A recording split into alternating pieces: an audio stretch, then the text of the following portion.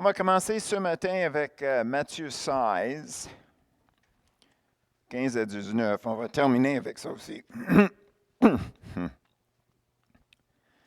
Matthieu 16, les versets 15 à 19. C'est Jésus qui parle. Et vous, leur dit-il, qui dites-vous que je suis? Simon-Pierre répondit, tu es le Christ, le Fils de Dieu vivant. Jésus reprenait la parole, lui dit, tu es heureux, Simon, fils de Jonas, car ce ne sont pas la chair ni le sang qui t'ont révélé ça, mais c'est mon Père qui est dans les cieux. Et moi, je te dis que tu es Pierre, et que sur ce roc, je bâtirai mon Église, et que les portes du séjour des morts ne prévaudront point contre elle. Séjour des morts, en grec, c'est ad. Au Québec, on dit l'enfer. Et quelque chose qui me frustre depuis longtemps. Moi, je suis venu au Seigneur dans l'année 80. Et si on regarde les années avant ça, à partir des années 50 à peu près, 50, 60, 70, on voyait beaucoup de gens qui sont venus au Seigneur. Peut-être la plupart d'entre nous étaient plus ou moins dans ce vague-là. Et naturellement, moi, je prenais au sérieux notre mandat d'annoncer les nouvelles, les bonnes nouvelles à tout le monde que je rencontrais, que d'ailleurs je continue à faire. Et puis, la chose qui me frustrait, c'est que je me posais la question, qu'est-ce qui était arrivé depuis les années 80? Qu'est-ce qui s'est passé qu'on ne voit plus qu'est-ce qu'on a vu à l'époque? À l'époque, les églises étaient remplies à craquer. Toutes sortes d'églises. Puis aujourd'hui, tout le monde a peur parce que les églises ferment. Maintenant, après le COVID, c'est encore la même question. Combien de personnes vont retourner à l'Église? Qu'est-ce qui va se passer avec l'Église? Et là, selon moi, ce n'est pas Dieu qui a arrêté à œuvrer. Peut-être c'est l'Église qui n'agissait pas assez. Je ne sais pas. Mais qu'est-ce que je vais faire ce matin, c'est qu'on va commencer à quelque part, on va avancer, puis on va regarder quelque chose que je pense que c'est vraiment, vraiment important pour les églises, pour notre Église aussi. Donc, ce n'est pas nécessaire qu'on regarde 1 Jean 4, 20, même si c'est là. Je te donnerai les clés du royaume des cieux. Ce que tu lirais, ça c'est l'autre. Ça c'est le verset avant. OK, 1 Jean 4, 20. Est-ce qu'on est là? OK. Si quelqu'un dit « j'aime Dieu » et qu'il haïsse son frère, c'est un menteur. Car celui qui n'aime pas son frère qu'il voit, comment peut-il aimer Dieu qu'il ne voit pas? Remarquez bien que ça commence avec haïr le frère.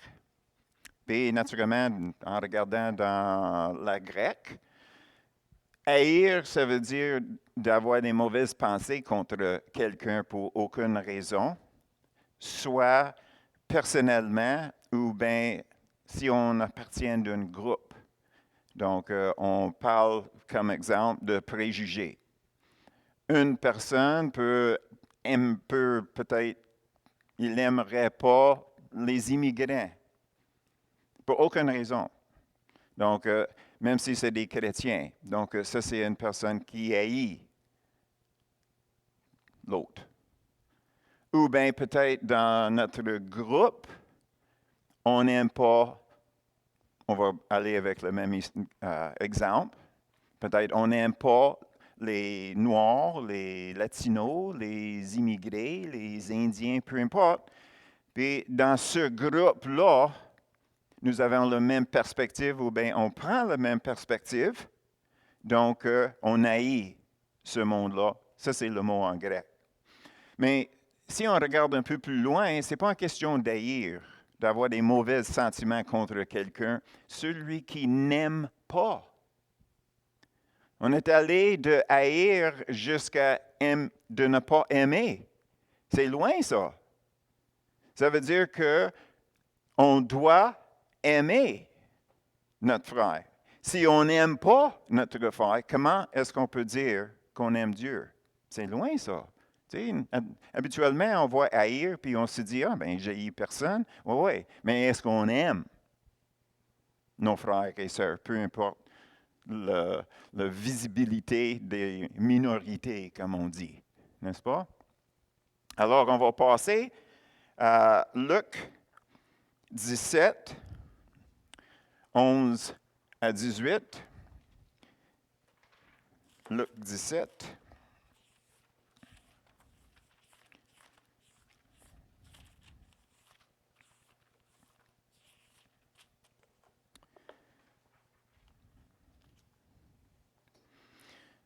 « 11 à 18. Jésus se rendait à Jérusalem, passait entre la Samarie et la Galilée. Vous savez qu'Israël est séparé comme en deux parties par la Samarie. Samarie, c'est plus ou moins dans le milieu de ce pays. Israël en haut, Israël en bas. Parce que les Juifs à l'époque, ils voyaient les Samaritains comme des bâtards. Ça, c'est le vrai mot, là. Parce que qu'est-ce qui est arrivé, c'est que quand Israël était déporté en Assyrie, il y en avait ceux qui se mariaient avec les Assyriens. Quand ils sont retournés en Israël, ils sont tous ramassés dans ce qui est appelé Samaria. Donc, pour les Juifs, il était impur. Donc, il y avait les vrais Juifs qui demeuraient en haut du pays, et vers le sud aussi, comme Jérusalem. Donc, pour aller du nord en sud ou vice-versa, il faut passer par la Samarie. Mais il y en avait ceux qui étaient ils n'aimaient pas les Samaritains pour cette raison-là. Ils traversaient le Jourdain. Ils montaient jusqu'au temps qu'ils dépassaient la Samarie, puis là, ils retournaient dans Israël. Donc, ils aimeraient mieux passer par les païens que de passer par Samarie. Donc, ça, c'est un peu l'histoire de Samarie. Anyway, Jésus est là.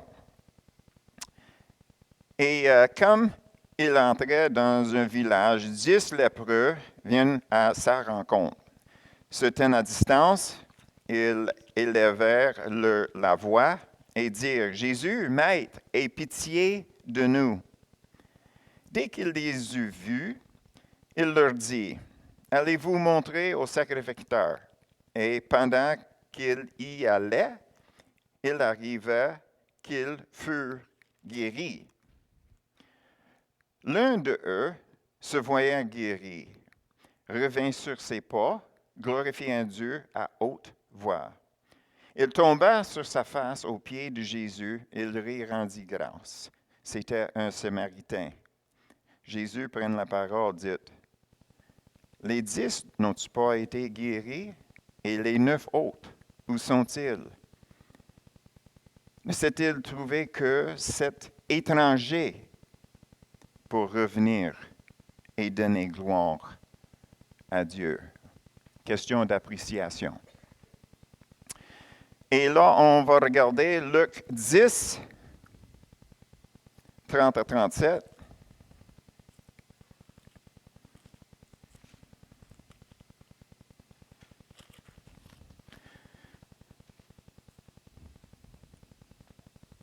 Ça, c'est l'histoire du bon samaritain. Donc, on va sauter jusqu'au verset 36 et 37. Lequel de ces trois te semble avoir été le prochain de celui qui était tombé au milieu des brigands? C'est celui qui a exercé la miséricorde envers lui, répondit le docteur de la foi, et Jésus lui dit, va et toi, fais de même. Ça, c'est mon intro ce matin.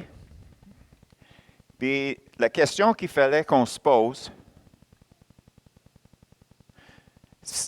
est-ce que nous voyons les ténèbres autour de nous?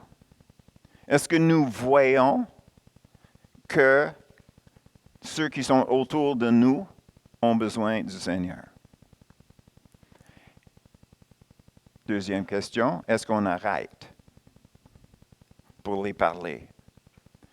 Est-ce qu'on arrête? Est-ce qu'on s'arrête pour poser des questions? Comment que leur vie va? Est-ce qu'on prend le temps pour s'impliquer dans leur vie? Ça, c'est la première question. Est-ce qu'on fait ça? Parce que si on ne fait pas ça, là, où sommes-nous dans notre amour pour le Seigneur? Tu sais, on prend l'exemple du Samaritain. OK, c'est pas mal évident. On trouve quelqu'un qui est dans le fossé, là, puis on le ramasse. Bien, c'est sûr que tout le monde va le ramasser. Mais la chose, c'est que spirituellement parlant, ça veut dire que tout le monde autour de nous sont dans le fossé. Est-ce qu'on arrête? Est-ce qu'on les ramasse? Est-ce qu'on les amène chez nous? Est-ce qu'on les invite à prendre un café? Tu sais, on parle de ceux qui sont spirituellement morts, spirituellement dans le fossé. Est-ce qu'on fait ça? Si on ne fait pas ça, comment est-ce qu'on peut dire qu'on aime Jésus? Jésus a dit, fais pareil. Fais pareil comme... Puis encore, c'est le Samaritain qui arrêtait pour les Juifs. Tu sais? Celui qui n'était pas aimé, c'est lui qui a pris le temps. Donc, quand on regarde la situation de l'Église puis la société aujourd'hui, il y a comme deux possibilités. Puis un, c'est soit Dieu n'est pas à l'œuvre, ou bien l'Église n'est pas à l'œuvre. Puis quand je parle de l'Église, on parle de nous comme individus. On parle de nous comme individus. Si, à un moment donné, le Seigneur se levait un jour, puis il disait, oh, à partir d'aujourd'hui, au lieu de 24 heures par jour, on va avoir 25. Je vais rajouter 1 heure. Qu'est-ce qu'on ferait avec cette heure-là? Est-ce que ce serait dédié à Dieu ou bien est-ce qu'on le remplirait avec nos propres projets et nos propres choses qui nous conviennent? Parce que c'est là où on se trouve. J'espère que je vous dérange ce matin. Parce qu'il fallait qu'on sorte de notre zone de confort si on dit qu'on aime le Seigneur. On n'a pas d'excuse. Donc, pour l'autre question, est-ce que Dieu est toujours à l'œuvre? Bien, on ne sait pas si on ne s'implique pas dans les vies des autres. On ne le verrait jamais, n'est-ce pas? Comment est-ce qu'on peut savoir? Tu sais? On ne peut pas savoir si Dieu est à l'œuvre dans la vie de quelqu'un. Donc, j'espère que vers la fin d'aujourd'hui, on va trouver une façon pour avancer notre Église. Pour avancer notre Église, puis je sais que ça va vous étirer. Donc, il fallait que je fasse une bonne introduction, n'est-ce pas? Oui, OK. Donc, la première partie, c'est quoi? Description de tâches des ministères comme pasteur. C'est quoi ma responsabilité? Bien, on va commencer Éphésiens 4.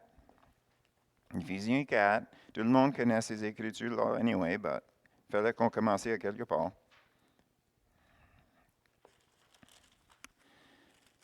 Éphésiens 4.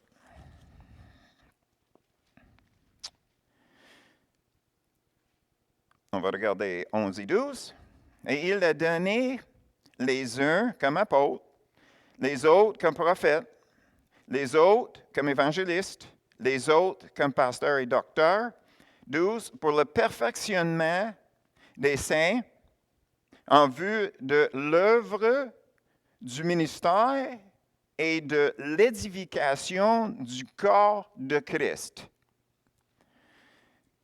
Perfectionnement, c'est d'amener à maturité. Donc, quand on regarde les versets qui suivent,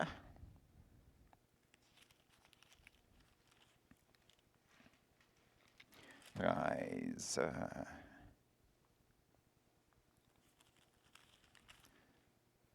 13.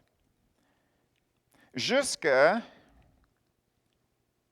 ce que nous soyons tous parvenus à l'unité de la foi et de la connaissance du Fils de Dieu, à l'état d'homme fait, à la mesure de la stature parfaite de Christ. Donc, qu'est-ce que nous avons là? C'est une unité semblable à Jésus. Romains 8, 29 nous dit que, 28 puis 29, ça nous dit que les choses qui nous arrivent, c'est la façon que Dieu œuvre en nous, qu'on puisse devenir de plus en plus comme l'image de Jésus. Donc, on parle de la même chose ici. L'idée, c'est que ceux qui sont les dirigeants dans le ministère, leur job, c'est d'amener le monde de devenir de plus en plus comme Jésus, jusqu'au point que, naturellement, c'est une maturité qui continue. Donc, c'est mon rôle de vous amener paraître comme Jésus. OK?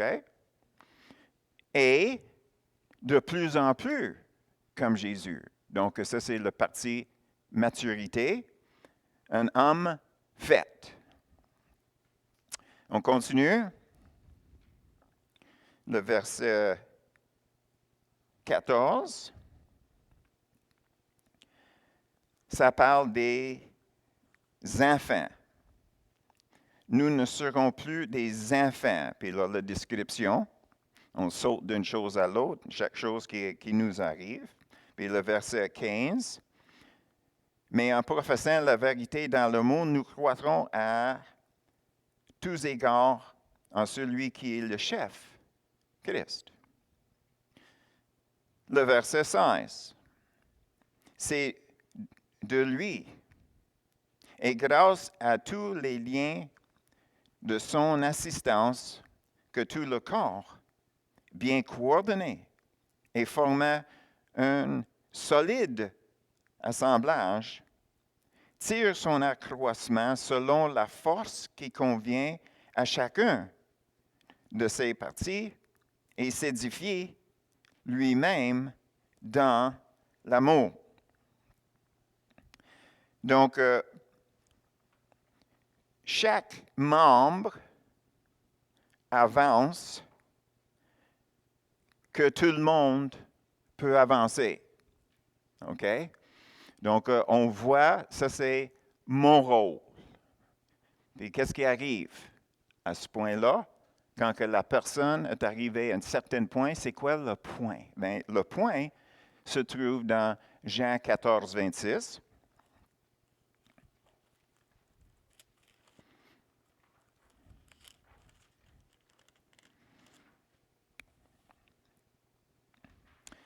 C'est Jésus qui parle, puis il dit, « Mais le Consolateur, l'Esprit Saint, que le Père enverra en mon nom, vous enseignera toutes choses et vous rappellera tout ce que je vous ai dit. » 16, 13 à 15.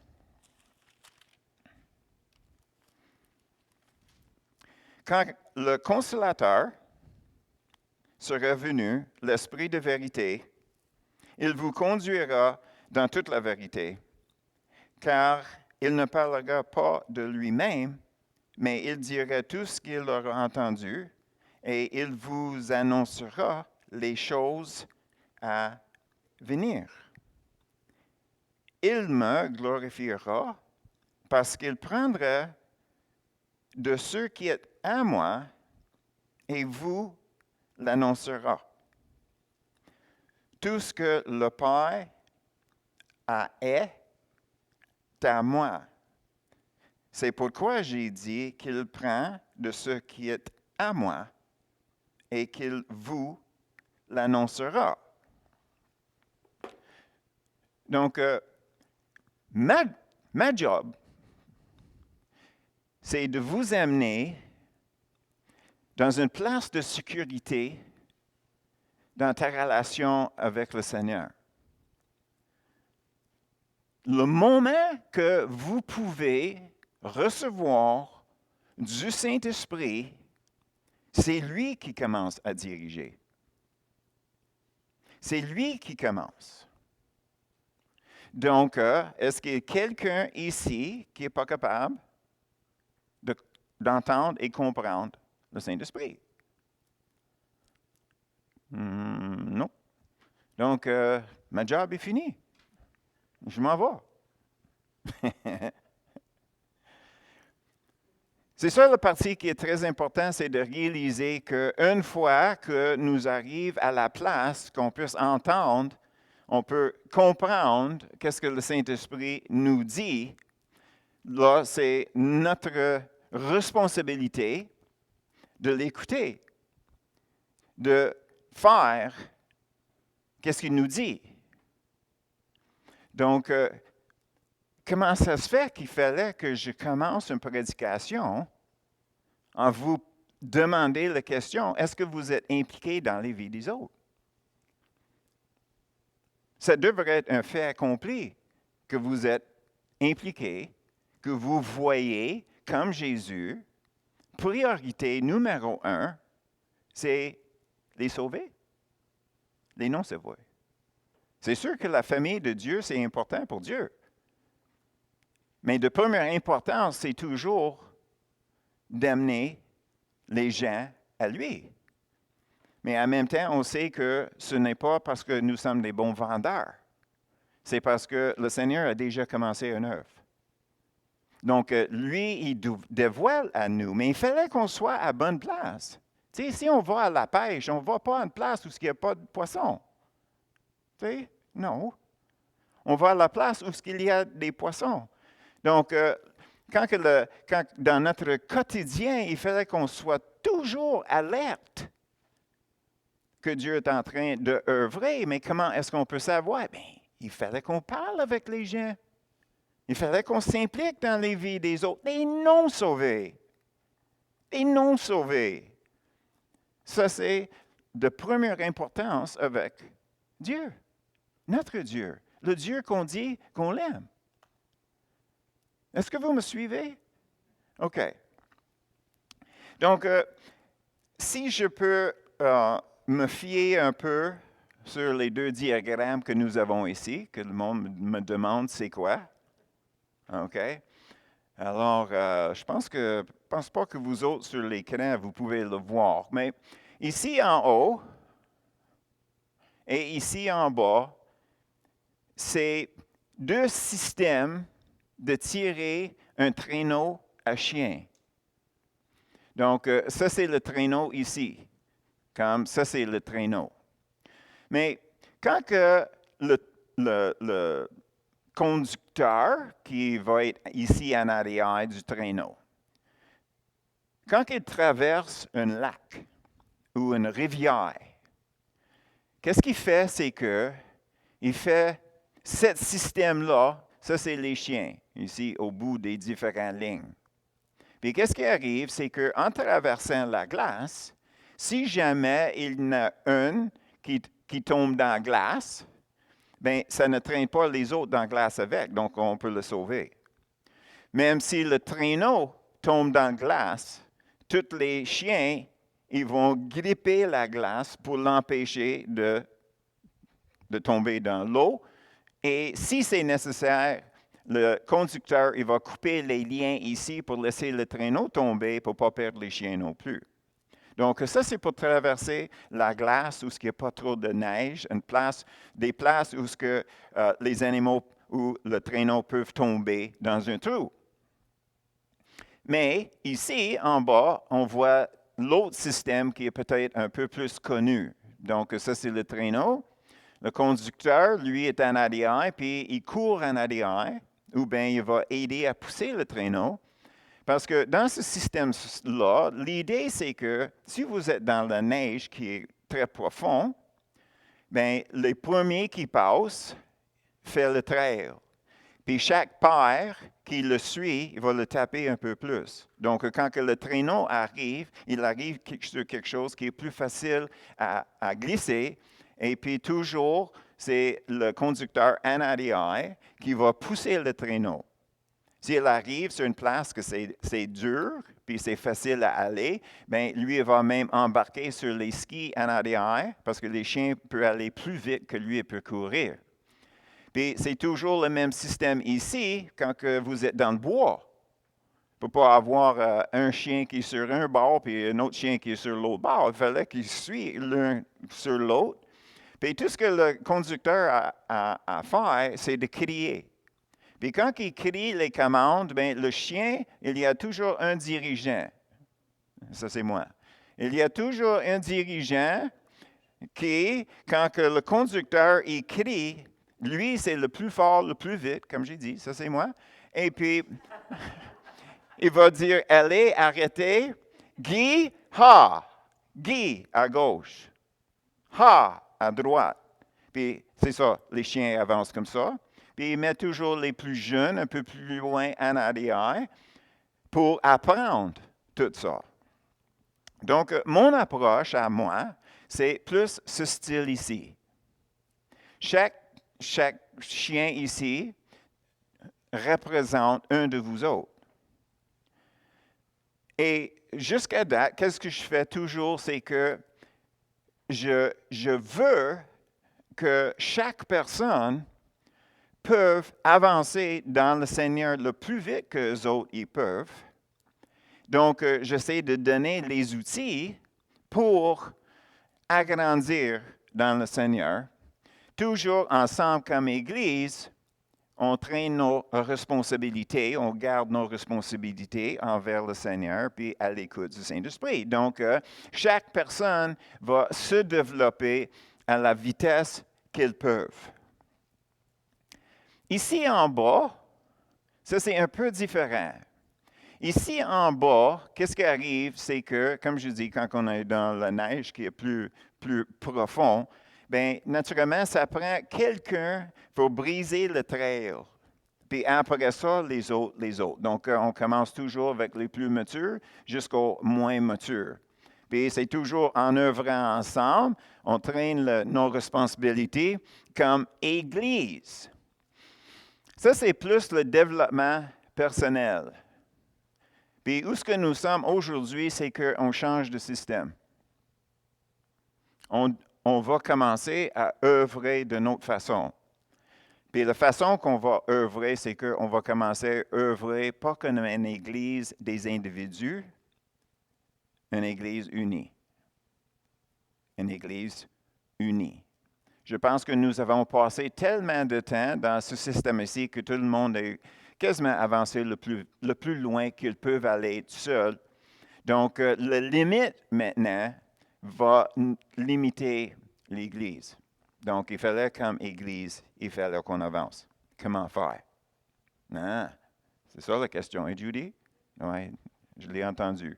Comment faire? OK. Bien, la première chose qu'on va regarder, c'est que Romains 8, 26 et 27, Romains 8, 26, 27,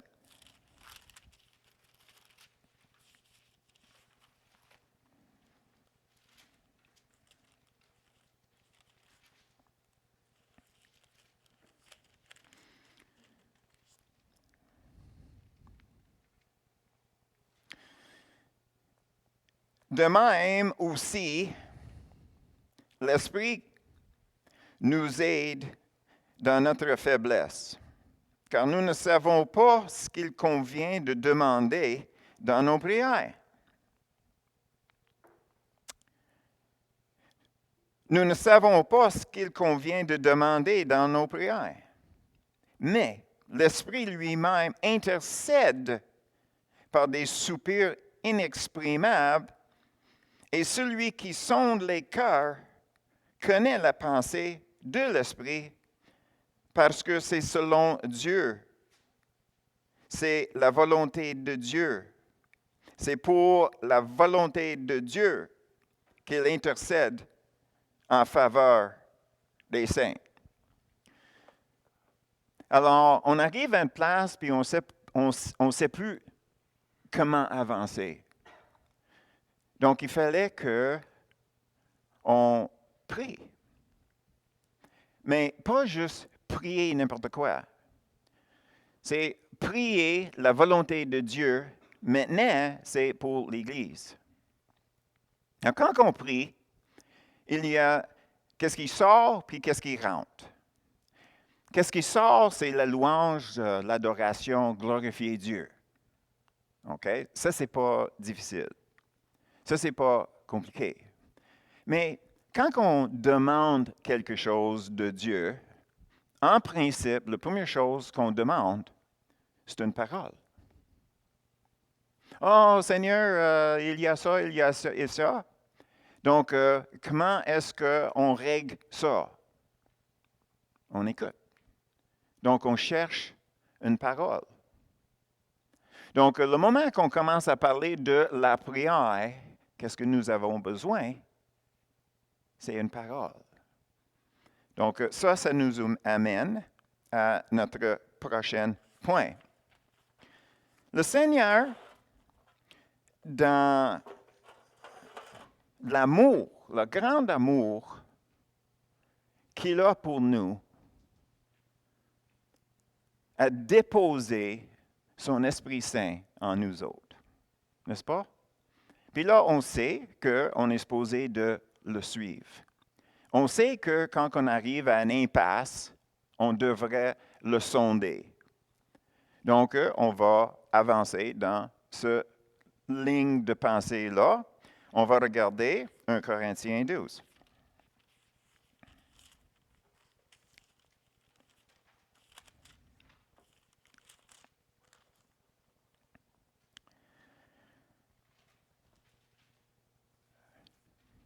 « 1 Corinthiens 12.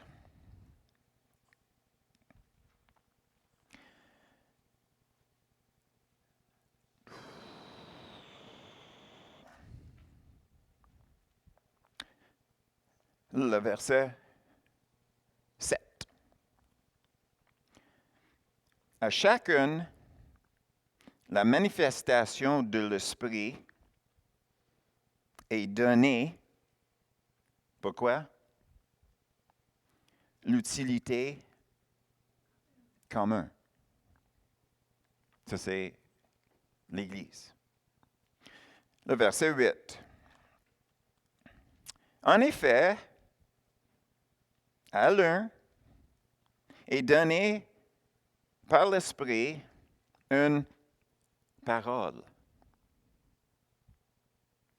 On cherchait la réponse de notre prière, c'est d'avoir une parole. Donc, c'est le Saint-Esprit qui donne la parole. Spécifiquement, sagesse. À un autre, une parole de connaissance, selon le même esprit. Est-ce que c'est compliqué jusqu'à là? Non, ce n'est pas bien compliqué. OK? Donc, on peut continuer. On va regarder le verset 12. Car comme le corps est un et a plusieurs membres, et comme tous les membres du corps, malgré leur nombre, en formant qu'un seul corps, ainsi en est-il de Christ. On parle du corps de Christ. Donc, plusieurs membres, unis ensemble. N'est-ce pas? OK? Donc, verset 14. Ainsi, le corps n'est pas un seul membre, mais il est formé de plusieurs membres.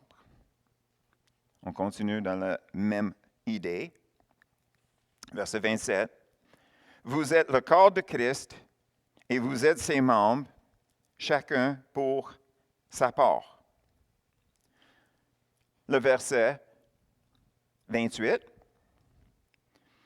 Et Dieu a établi dans l'Église, premièrement, des apôtres, secondement, des prophètes, troisièmement, des docteurs, ensuite, ceux qui ont le don des miracles, puis ceux qui ont les dons de guérir, de secourir, de gouverner, de parler diverses langues. Comme j'ai dit, moi je suis parti parce que le pasteur n'est plus là. Est-ce que vous voyez le pasteur? Non, le pasteur n'est pas là. Donc, qu'est-ce que vous allez faire la semaine prochaine? Pas de pasteur. Chercher un prophète? Je ne sais pas. Non. C'est juste important de réaliser, quand on voit en Éphésiens, ça parle de pasteur et docteur. Dans le grec, c'est lié ensemble. C'est un pasteur qui enseigne. Un pasteur qui enseigne. Donc, nous avons des enseignants ici, le docteur. Donc, le pasteur, tel quel, n'est pas mentionné comme les autres. Mais les enseignants sont mentionnés. Et finalement, ces données, Dieu a établi dans l'Église de parler diverses langues. OK. Là, on embarque dans les langues. OK. C'est ça si vous insistez. Le verset 10 et 11. À un autre, le don d'opérer des miracles, à un autre, la prophétie, à un autre, le discernement des esprits, à un autre, la diversité des langues, à un autre, interprétation des langues. Donc, on a commencé avec, on a besoin d'entendre une parole. La parole vient du Saint-Esprit. Le Saint-Esprit va nous parler à travers de plusieurs différentes méthodes, incluant parler en langue. OK. 1 Corinthiens 12, 31.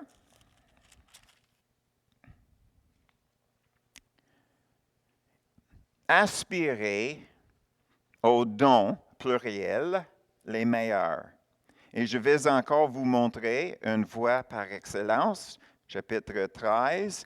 Ça, c'est amour. Donc, chapitre 14, le verset 1. Recherchez l'amour, aspirez aux dons spirituels, mais surtout à celui de prophétier. On cherche pourquoi on ne voit pas le monde venir au Seigneur. C'est ça la question. Pourquoi est-ce qu'on ne voit pas ça? On continue. 1 Corinthiens 14. 1 Corinthiens 14, 1 et 2. On a lu 1, verset 2. En effet, celui qui parle en langue ne parle pas aux hommes, mais à Dieu, car personne ne le comprend. Et c'est en esprit qu'il dit des mystères. Verset 4. Celui qui parle en langue s'édifie, se bâtit, se renforce lui-même. Celui qui prophétise édifie l'Église. Donc, on voit que parler en langue peut être juste pour nous-mêmes. Mais pas juste pour nous-mêmes. On voit ça dans le verset 5. Je désire que vous parliez tous en langue, mais encore plus que vous prophétisez. Celui qui prophétise est plus grand que celui qui parle en langue, à moins que ce dernier n'interprète pour que l'Église en reçoive de l'édification. Donc, qu'est-ce que nous avons? L'importance de prophétiser. Cherchez à prophétiser. C'est important de prier en langue pour toi-même, mais dans l'Église, prophétiser. Mais si tu ne peux pas prophétiser, parlez en langue avec interprète. Parler en langue avec interprète. OK. Ça, c'est le Saint-Esprit qui se manifeste. Ça, c'est le Saint-Esprit que Dieu, dans sa grâce infinie, son amour, nous a donné. Pour quelle raison? Pour se bâtir comme Église. Pour se bâtir comme Église. Vous voyez ça? OK, donc on peut continuer. OK, on est rendu le verset, on a lu verset 5. On va sauter jusqu'au 13. C'est pourquoi que celui qui parle en langue prie pour avoir le don d'interpréter. Car si je prie en langue, mon esprit est en prière, mais mon intelligence demeure stérile. Donc, c'est un pas de foi de parler en langue. Mais en même temps, c'est de réaliser, c'est l'Esprit qui parle. C'est l'Esprit qui parle direct à Dieu pour chercher la volonté de Dieu, pour l'individu, mais aussi pour l'Église. N'est-ce pas? On parle d'avancer comme Église. On cherche le comment. Ça, c'est pour ça qu'on regarde les Écritures ici, parce que apparemment, nous avons besoin du Saint-Esprit si on veut que l'Église avance. Apparemment. Apparemment. Donc, tu sais, moi, je suis juste assez naïf pour croire qu'est-ce qui est écrit. Et vous? OK, on peut continuer. Le 27, 28 et 30 va avec le 13. Je saute là. Le 27, 28. En est-il qui parle en langue que 2 ou 3 au plus parlant, chacun à son tour, et que quelqu'un interprète. S'il n'y a point d'interprète, qu'on taise dans l'Église et qu'on parle à soi-même, à Dieu.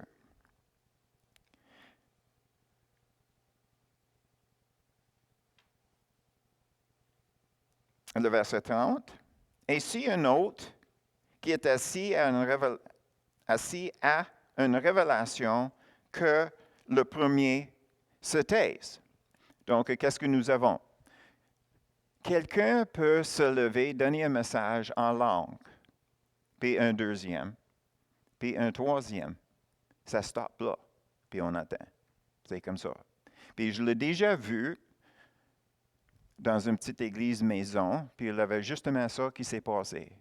Il avait quelqu'un qui a parlé en langue, il n'avait pas d'interprète. Il avait un deuxième, puis il avait un troisième, puis tout le monde attendait. Puis qu'est-ce qui était drôle, c'est qu'un qui a commencé, puis il a dit un bout, puis là, c'est comme virgule, on attendait, puis il y avait une autre personne qui a continué, puis là, c'était pas complet, virgule, puis la troisième personne a complété ça. Ou bien, ça peut être 3 personnes qui parlent en langue, puis une personne va donner l'interprète pour tout au complet. Donc, c'est important pour nous autres à réaliser que si on se dit qu'on aime Jésus, si on veut avancer le royaume, entre guillemets, il faut avoir une destination noble. Non, si on veut voir le monde sauvé, parce que nous sommes sauvés, puis on veut que les autres soient sauvés, nous avons besoin du Saint-Esprit. Mais ce n'est pas juste une question d'avoir le Saint-Esprit, c'est de manifester, de se manifester le Saint-Esprit. Puis il n'y a pas une meilleure place pour se manifester le Saint-Esprit que dans une église. N'est-ce pas? OK, on continue. Le verset 18. Verset 18. Je rends grâce à Dieu de ce que je parle en langue plus que vous tous. J'ai regardé dans le grec, tous veut dire 2 choses. Paul est en train de dire que moi, je parle en langue plus que n'importe quel autre parmi vous. Même, je parle en langue plus que toutes vous autres ensemble. Est-ce que Paul parlait en langue? OK? Au moins, c'est Claude qui est d'accord. Que c'est écrit. Paul a dit, moi, je parle en langue plus que n'importe qui parmi vous. En plus, moi, par moi-même, je parle en langue plus que toutes vous autres ensemble. Penses-tu que parler en langue était important pour Paul? Hein? Vraiment? Tu sais, on voit, oh, Paul, grand apôtre de Dieu. Regardez qu'est-ce qu'il a fait. Oui, il a parlé en langue. Ça, ce n'est pas la réponse que la plupart du monde vont donner. Ils vont dire, oh, il a établi les églises partout, il a écrit 2/3 ou 3/4 du Nouveau Testament. Comment penses-tu qu'il arrivait là? Apparemment, c'était en parlant en langue. N'est-ce pas? Regarde, s'il parlait, je ne sais pas, peut-être c'était une assemblée de 50 personnes. Tu prends la quantité de mots parlés en langue à Corinthe, OK? Puis il disait, moi, je parle plus que toutes vous autres ensemble. Penses-tu que c'est important? Pourquoi? Parce que quand on parle en langue, comme on a déjà vu, OK, c'est le Saint-Esprit qui intercède pour nous, pour la volonté de Dieu dans notre vie. Dans notre vie. Est-ce que tu veux la volonté de Dieu dans ta vie? Bien, prie en langue. Puis comme Église, si on veut avancer, il fallait qu'on prie en langue. Avec interprétation, pour l'édification et prophétiser. N'est-ce pas? Est-ce que ce n'est pas ça qu'on lit aujourd'hui, ce matin? OK, donc on peut continuer à lire. Nous sommes tous d'accord. Le verset 23. Le verset 23. Si donc, dans une assemblée de l'Église entière, tout parle en langue, et qu'il entre de simples auditeurs ou des non-croyants, ne diront-ils pas que vous êtes fous? Oh, ça veut dire si on parle tous en langue, nous sommes fous. Selon l'invité, OK? Sauf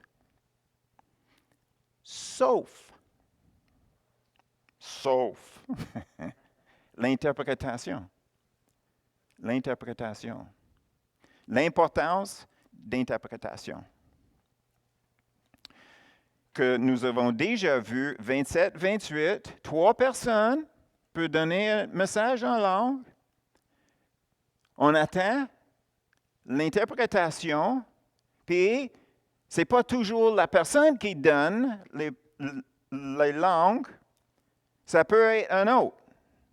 Mais si personne qui donne l'interprétation, c'est à la personne qui a donné la parole, qui a donné, parler en langue, à s'interpréter.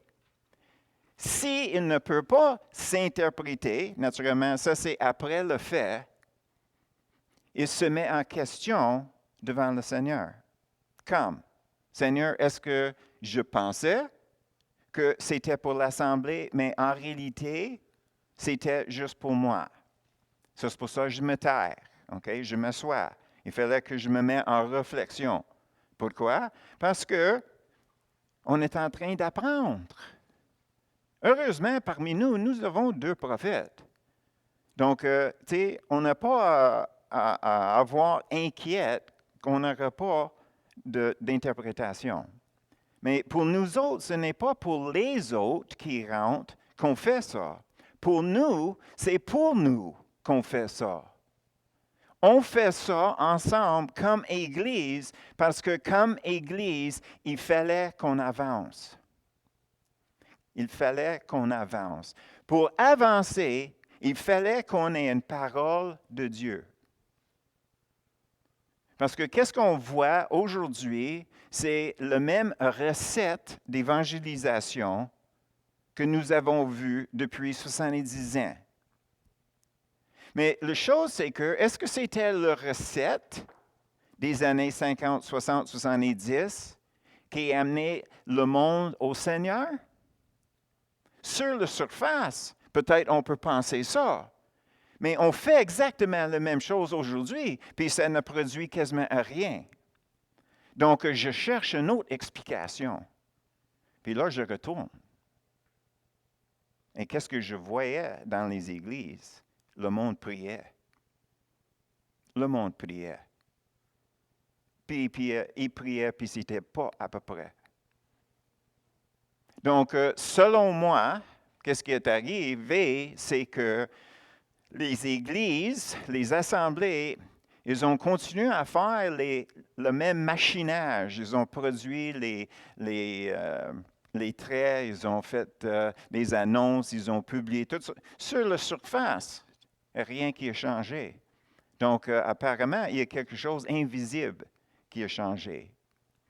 Puis l'impression que j'ai, tout simplement, c'est que les églises ne se mettaient pas ensemble pour demander direction pour chaque assemblée, pour recevoir une parole de Dieu, pour donner direction. Je ne vois aucune autre explication. Parce que Jésus a dit que l'ennemi ne gagne pas. Mais c'était suite à la révélation à Pierre qui Jésus était. Qui Jésus était. Donc, c'est la même chose aujourd'hui pour les individus, mais je crois aussi pour les églises. Ça prend une révélation de Dieu, comment avancer, comment prier, à qui viser. On peut continuer? 39 et 40. 39 et 40. Ainsi donc, frères, aspirez au don de prophétie et n'empêchez pas de parler en langue. Mais que tout se fasse avec bienséance et avec ordre. Puis le dernier mot, c'est la raison pourquoi dans la plupart des églises Pentecôte, on voit très peu de messages. Parce que les pasteurs ne connaissent pas comment gérer. Les pasteurs ne savent pas comment gérer. Moi, je le sais. Je suis beau, mais pas si intelligent que ça, là. Donc, je l'ai lu. Puis, c'était un monsieur aux États-Unis. Il avait une assemblée au-dessus de 500 personnes. Puis, il l'avait expliqué ça comme ça. Ils disent, les paroles qui donnent direction à une église doivent être écoutées. Mais c'est la responsabilité du pasteur qui connaît son assemblée, la vitesse qu'il peut aller dans la direction donnée, qu'il n'y ait pas personne qui est laissé traîner en arrière. Donc, c'est le prophète, c'est la prophétie, c'est la langue et l'interprétation qui peuvent nous donner direction. Mais c'est le pasteur, c'est les responsables qui se mettent ensemble en disant, est-ce que c'est vrai que ça c'est la direction? Si oui, comment est-ce qu'on le fait? Puis là, c'est présenté à l'Assemblée. Oui, on est confirmé que cette parole-là, c'était confirmé. On est convaincu que ça c'est la direction que Dieu veut que nous, comme Assemblée, va prendre. Donc, on s'en va dans cette direction-là. Mais pour s'y rendre, il y a certaines choses qu'il fallait qu'on accomplisse pour être capable d'avancer ensemble.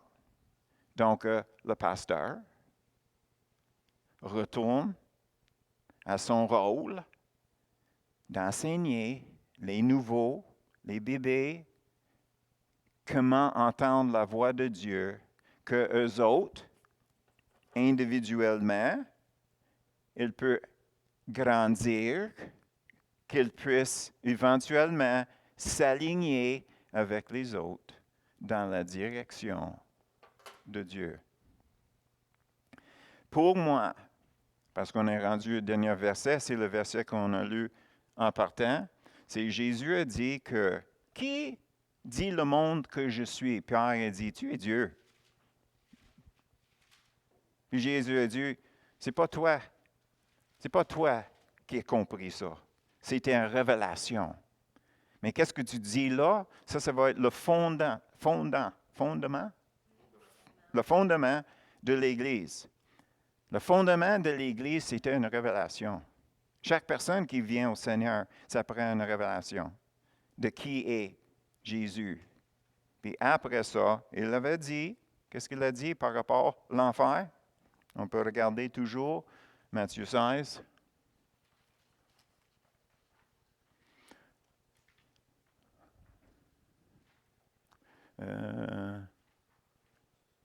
L'autre verset après, 18. Est-ce que c'est ça? Ah. Sur cette pierre, je bâtirai mon Église, et que les portes de l'enfer ne prévaudront point contre elle. Quand je regarde autour de moi, c'est l'enfer qui gagne, selon moi. Est-ce qu'il y a quelqu'un ici qui n'est pas d'accord? OK. Donc, ça veut dire, à quelque part, Jésus n'est pas capable. Pas parce qu'il n'y a pas le pouvoir de le faire, mais quand même pas capable. Donc, pourquoi? Ça doit être nous. Nous sommes ses outils. On sait que Dieu, il veut combler le besoin des autres, mais c'est à travers de nous. Donc, si on n'a pas le temps, si on n'a pas la conviction, si on ne prend pas la responsabilité, comment penses-tu que Dieu peut accomplir son œuvre parmi les non-croyants? Comment? Comment? Peux-tu rendre au travail pas de pneus? Non. Même chose avec Dieu. Donc, qu'est-ce que moi je propose? Vu qu'on cherche une parole de Dieu, c'est qu'à toutes nos rencontres, qu'est-ce qu'on va faire? On va se mettre à prier en langue. On va se mettre à prier en langue. Tout le monde. Pas nécessairement comme fort, mais tout le monde se met à prier en langue. Parce que c'est dit que quand on prie en langue, c'est le Saint-Esprit qui cherche la volonté de Dieu. Pour chacun de nous, et aussi pour notre Église, quand c'est parler en langue avec interprétation ou prophétie. Parce que moi, je ne vois aucune autre chose qu'on puisse faire pour changer la direction, pour changer le courant que je vois de l'Église dans le monde aujourd'hui. Moi, dans les Écritures, je ne trouve pas une autre façon que de recevoir une parole du Saint-Esprit. C'est la seule chose que je vois dans les Écritures. Mais en même temps, je réalise qu'il y a beaucoup de gens qui sont gênés, qui n'osent pas parler haute voix en langue. Donc, si on se met tous à parler en langue, c'est pour apprendre. C'est pour éliminer le gêne. Le gêne, c'est juste quoi? J'ai peur? Quelle sorte de réponse est-ce que ça devant le Seigneur? Excuse-moi, Seigneur. Je ne parlais pas en langue parce que j'avais peur. Vraiment? Tu sais, apprentissage. C'est une formation. C'est ça l'affaire. Il fallait qu'on avance. Vous n'avez pas besoin de d'autres choses de moi comme enseignement. Vous n'avez pas besoin. Vous avez le Saint-Esprit. Ne me mets pas à la place du Saint-Esprit. Je ne veux pas ce job à lui, là. Oublie ça. Mais moi, j'arrive à une place où je ne sais pas où aller d'ici. J'arrive au sommet de qu'est-ce que je sais, de qu'est-ce que je comprends aujourd'hui, puis je trouve que le sommet, ce n'est pas un point. C'est un plateau. C'est un plateau quand même assez haut, Mais c'est un plateau, ça veut dire que je peux avancer encore plus. Nous pouvons avancer encore plus. Mais je sais, en dedans de moi, je suis vraiment, puis vraiment frustré que je ne vois pas plus d'œuvres de Dieu dans ceux qui sont autour de moi. Je vois son œuvre en moi. Je vois son œuvre en vous. Puis je suis sûr que vous vous ressentez aussi. Mais quand que je regarde dehors, c'est là où mon cœur est brisé. Puis je pense que c'est brisé parce que c'est le cœur de Jésus. Donc, qu'est-ce qu'on peut faire? Prier. Prier. Prier ensemble. Chercher la direction, la volonté de Dieu, c'est le rôle du Saint-Esprit dans nos vies et dans notre Église. Donc, je vais terminer ça avec ça. Un bon prédication baptiste. Parce que les baptistes croient dans ce qui est écrit. N'est-ce pas? Donc, ça, c'est juste pour la caméra. pour les pauvres baptistes qui voient ça sur YouTube dans l'avenir. Anyway, on va terminer ça là.